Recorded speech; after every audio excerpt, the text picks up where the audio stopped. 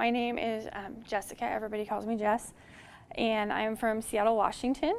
I was diagnosed with CVID in 2013, and so about 4 years ago.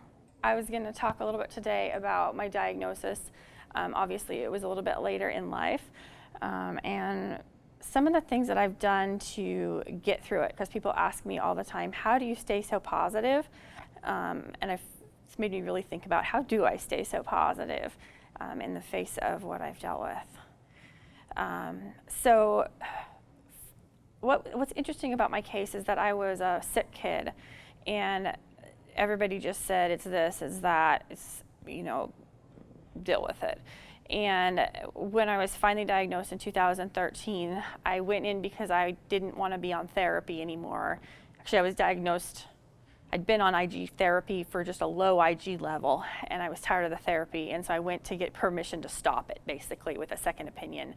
And the doctor said to me, let's start from the beginning, tell me about when you were born. And I was like, is he kidding? This is gonna take hours. And so it's kind of a good place for me to start here, because he really made me think about the process of what I'd gone through.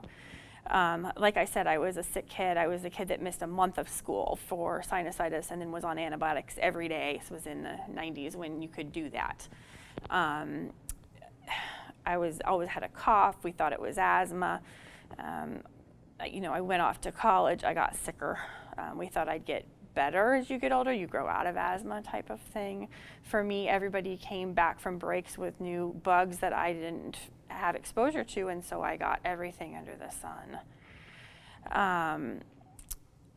When I did a degree at Washington State in psychology and chemistry, and thought I wanted to go to either med school or nursing school, but I wasn't sure which. So I finished that degree and moved to Seattle and thought I'll work as a nurse's aide for a couple of years and just kind of like find myself again, because that's what you do when you're 20. And what happened is I was working in a hospital, which is the house of bugs. Ended up getting a bad pneumonia, was intubated, and started a cycle of hospitalizations that lasted 10 years. And I was thinking this morning, probably 200 hospitalizations during that time, and a lot of prednisone for the respiratory problems. And so coming out of that at 30, how do I explain it to people? You look at the side effect panel for prednisone or steroids, and I have every side effect listed, which makes things more complicated. I had gone for testing at one of the big research hospitals. They didn't really find anything. And so everybody just thought, oh, it's the prednisone that's suppressing your immune system, deal with it. And then finally, I had these low IgG levels, and the doctor said it's from the prednisone. And so we started replacing them, replacing the IgG. I had a lot of trouble with the IV replacement. And then when I wanted to stop it, like I said, I went for a second opinion and found this doctor, and the first thing he said after 20 minutes, I was impressed that he got my medical history down to 20 minutes, was, you've been misdiagnosed. And so at 37, he said to me, you've got CVID. He said, I don't have to do any lab tests to tell you, you're classic. And we were blown away. I had a colleague and my sister with me, and we were exhausted and just blown away that was the outcome of that appointment. During that time, if I go back a little bit to the staying positive piece, between the time when I was 20 and the time that I was diagnosed, I was in the hospital monthly. I finished that first bachelor's degree. I held a full-time job. I went to nursing school at the University of Washington, and then I did a master's degree, became a nurse practitioner, and have worked as a pediatric nurse practitioner. I got my license 8 years ago yesterday. What has all of the illness done for me?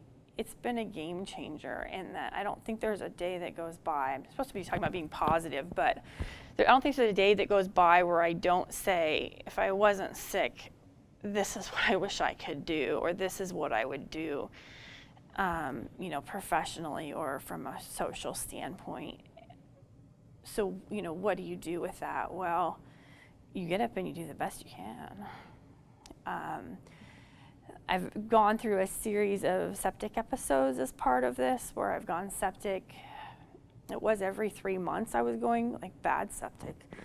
And with some therapy, we have got it down to about every 6 months, but it happens fast. And it was one of the more profound things within the last year, and that I said to one of my nurses, people don't understand. When I get up in the morning, I don't know if I'm gonna live through the day. Like literally. Like it can be noon and I'm fine, and at 2 p.m. I have a fever, and at 3 p.m. I'm in the ER, and at 4 p.m. I'm in the ICU, and I've had 7 liters of fluid and they can't get a blood pressure. And like that's a life-threatening situation, significantly.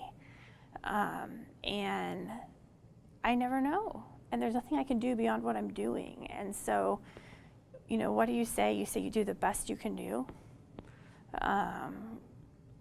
Educate yourself. You find spiritual guidance if that helps. Gratitude. I have a gratitude jar on my desk, and I can tell you that there's some days where I'm like, I don't even want to talk to the thing. And I know that that's when I'll peel off a couple pieces of paper and I say to myself, okay, by the end of the day, 3 of those need to be in there, because these are the days that you really need to find something to be grateful for, because there is something. There's always somebody that's in a worse situation or something worse going on in the world. I have a gray kitty that brings me tremendous happiness and is my companion. That helps a lot. So, you know, I don't know how well I've articulated this, but it's been a long journey. It's been a hard journey. It's been a frightening journey. I pray to God that the researchers will keep doing their research.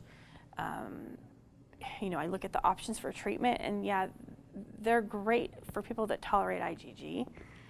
I'm working on tolerating IgG. Hopefully, and there is on the horizon new treatment. So, you know, you stay positive and you stay focused on those things.